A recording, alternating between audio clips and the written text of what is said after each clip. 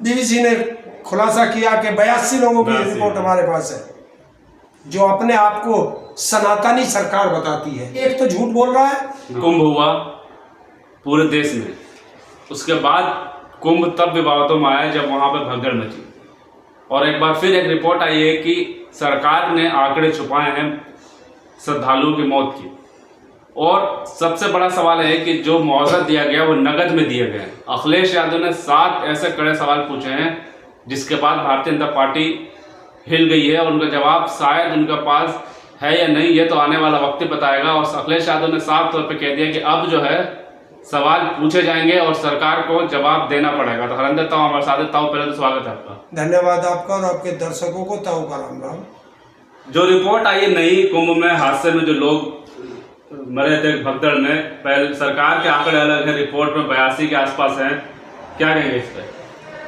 देखिए, हम तो पहले से कहते आ रहे थे, लेकिन क्या था कि जो कुंभ पे बोलेगा उसी को दबा दिया जाएगा। तो जो जिस तरीके से कुंभ में जो भगदड़ मची, उसमें जो मौतें हुई, सरकार को बताने में 17 घंटे लग गए, और 17 घंटे में इन्होंने मैनेज करके ये बताया कि अब जो है 37 मौतें हुई है। बिल्कुल, देश ने माना कि 37 मौतें हुई हैं, लेकिन आज जो बीबीसी की रिपोर्ट आई और बीबीसी ने जो सबूत के साथ जो उन्होंने पेश किया, उन्होंने कहा कि 82 लोगों से तो हम मिले हैं, और सबूत के साथ उनके नाम पते सब उन्होंने जाहिर किए, और कहा है कि हमारा दावा है कि 82 मौतें तो ये हुई हैं। तो अब सरकार बताए, जो अपने आप को सनातनी सरकार बताती है, जो हिंदुओं की सरकार बताती है, तो ये बताए देश को कि उसमें 37 हिंदू मरे थे और बाकी मुस्लिम मरे थे। बताए देश को कि मुस्लिमों को हमने छुपा लिया ना, मुस्लिमों को हमने मना कर दिया कि इनको नहीं बताना। बताए कुंभ में तो पहले मुस्लिमों को रोक दिया था। अगर भाई सनातनी थे तो सनातनी के दुश्मन कौन है? क्या आप मौत पे भी राजनीति करोगे? क्या उस परिवार को नहीं बताओगे? क्या नहीं बताओगे देश को? आप आकर के देश को बताते कि 37 नहीं, इतने लोगों की मृत्यु हुई है। हाँ, इसमें गलती हुई है, और जिसकी भी गलती है उसे हम सजा दे रहे हैं। आज तक कोई सिपाही भी सस्पेंड हुआ क्या?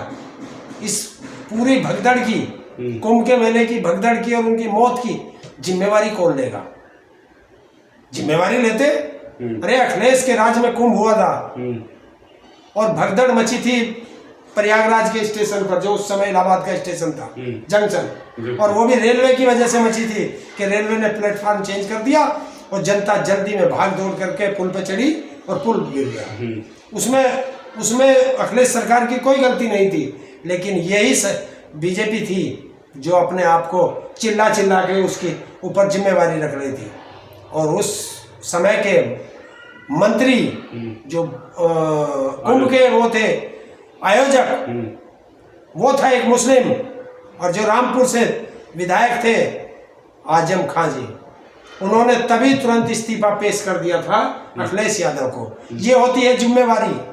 जबकि कुंभ में किसी के खरोंच तक नहीं आई थी पूरे कुंभ में, ये होता है आयोजन। और इसमें सरकार ने 37 बताए।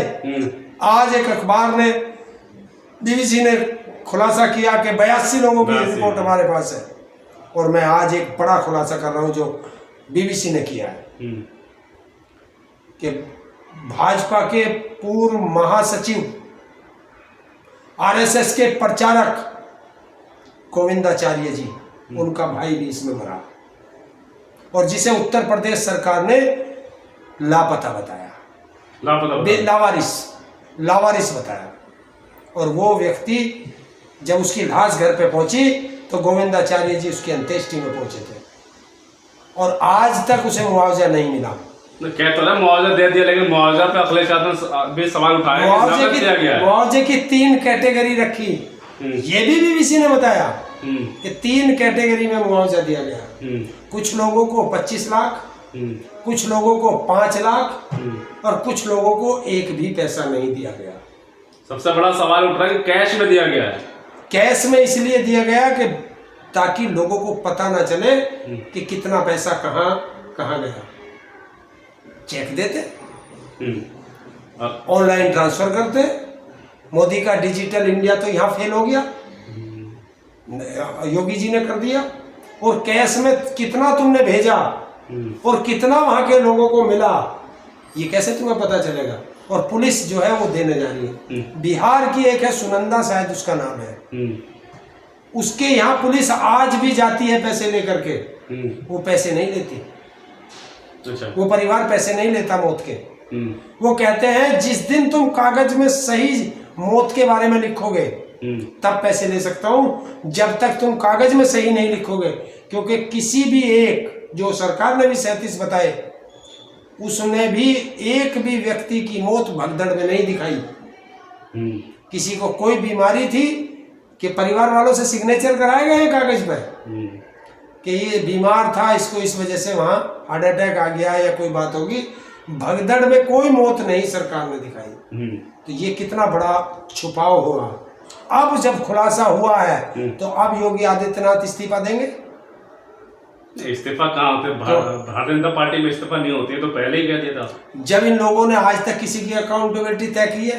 एक व्यक्ति को भी इन्होंने उसकी जिम्मेवारी दी है? नहीं दी ना। तो कौन है इस भगदड़ का जिम्मेदार? जो आयोजक होगा। आयोजक तो उत्तर प्रदेश सरकार थी।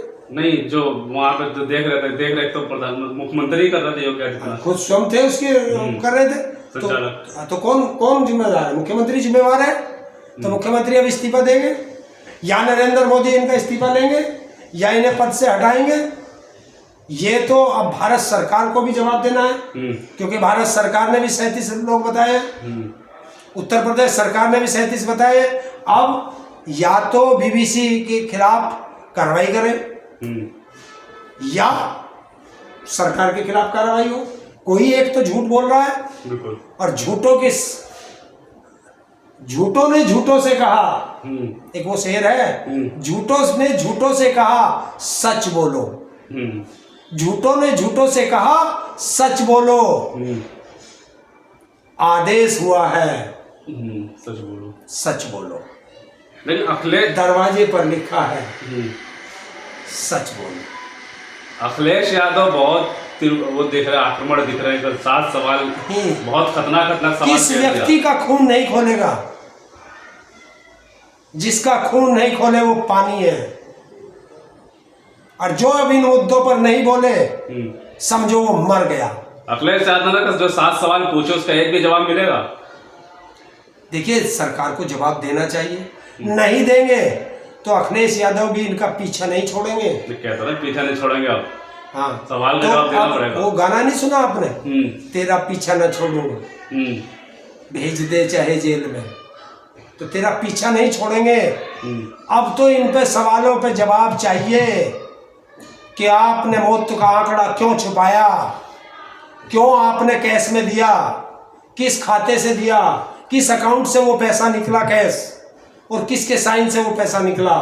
जिसने भी वो कैश निकाला, जिस अकाउंट से भी वो पैसा निकला, वो घोटालेबाज है। क्यों? सरकार के पैसे से तो कैश नहीं निकाल सकते हैं।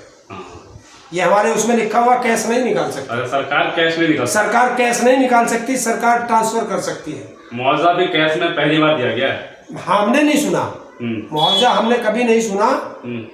या कोई भी सरकार किसी को सहायता करती है तो कैश में नहीं करती, वो चेक होता है या ऑनलाइन ट्रांसफर होता है। अखिलेश यादव पे करेंगे, अब प्रदेश की जनता भी इनको अगर जवाब नहीं देंगे तो प्रदेश की जनता इनको बता देगी और प्रदेश की जनता भी अब सवाल करेगी। देखिए, अब ये भारत का मीडिया तो इसे उठाएगा नहीं, उससे तो सोचो मत। मैं धन्यवाद दूंगा बीबीसी को, जिसने इतनी मेहनत करके, उसके रिपोर्टरों को कि इतनी मेहनत करके उन्होंने सच जनता के सामने लाए। और उन्होंने 11 राज्यों का दौरा किया है, तब जाकर के ये 82 लोगों के, और जो 900 लोग लापता हैं, जो अभी तक अपने घर नहीं पहुंचे, वो कहाँ हैं? ये भी एक बड़ा सवाल है। बड़ा सवाल है, ये भी सरकार को बताना चाहिए। चलिए, बिल्कुल साफ तौर पे जो है अब सवाल फिर उठ रहे हैं महाकुंभ पे। बहुत सारे सवाल उस टाइम में पूछे गए थे, विपक्ष ने पूछा था, अखिलेश यादव ने बहुत सारे सवाल पूछे थे। और अब जो उनका आक्रमण और तेज हो चुका है और लगातार वो 7 सवाल जो किए हैं, बीबीसी की रिपोर्ट के बाद एक तरह से देखा तो देश में सवाल खड़े हो चुके हैं। सरकार अब कौन झूठ बोल रहा है, इसका जवाब तो देना पड़ेगा, सरकार जवाब देगी या नहीं देगी। और सबसे बड़ा सवाल तो ये उठा कि मुआवजा आखिर कैश में कैसे दिया जा सकता है। दूसरा कि आंकड़े कौन छुपा रहा है। ताउन में कह दिया कि कोई एक तो झूठ बोल रहा है। आपको क्या लगता है कि अगर आप ये खबर देख रहे हैं, आप भी कुंभ में गए थे और आपके सामने या आपके आसपास या पड़ोस में कुछ ऐसा हादसा हुआ था जिसे सरकार ने या अखबार में या किसी ने बताया ना हो, तो आप ये अगर खबर देख रहे हैं तो कमेंट बॉक्स में उसकी जानकारी जरूर दें, ताकि इस जो खबर का जो खुलासा है अच्छे से हो सके। अगर इस पर और भी कोई अपडेट आता रहेगा, हम आपके सामने इसे खबर रखते रहेंगे। तब तक के लिए धन्यवाद।